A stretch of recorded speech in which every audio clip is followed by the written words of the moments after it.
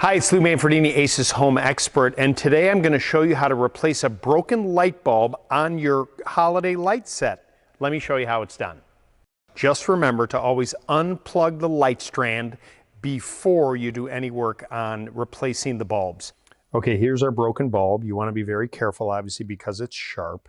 These sockets, as you can see right here, there's a separation between what holds the actual glass portion of the bulb into there. Now you can either use your fingernail or a screwdriver to kind of get up underneath there and grab it carefully, and then you're going to pull that out. And so this is the portion that you are going to use in your hand to replace the bulb. And if you can look really closely, there's these little metal leads. That's what's on the new bulb as well. Go ahead and take your finger and pull those back. You're just going to bend them. They're just thin little copper wires. And you're going to bend those out so that they're straight. Then you're going to hold onto that housing with your finger and grab the bulb, and you're going to carefully pull it out and discard that. That's the broken bulb.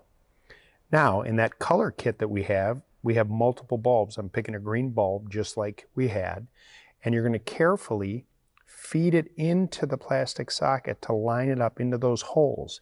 And you see how it pushes out like that? Almost like rabbit ears. And you're going to gently fold those back, because this is what's going to make contact when you put it back inside the socket.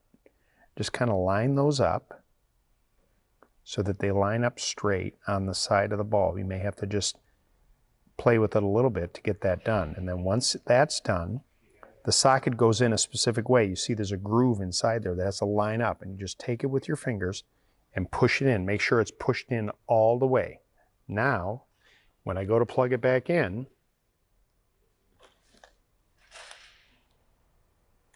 your Christmas lights are fixed. It's that simple if you follow these instructions. If you need more help, just go to your local Ace Hardware store and talk to the sales associate right in the store. And you can always visit us at acehardware.com.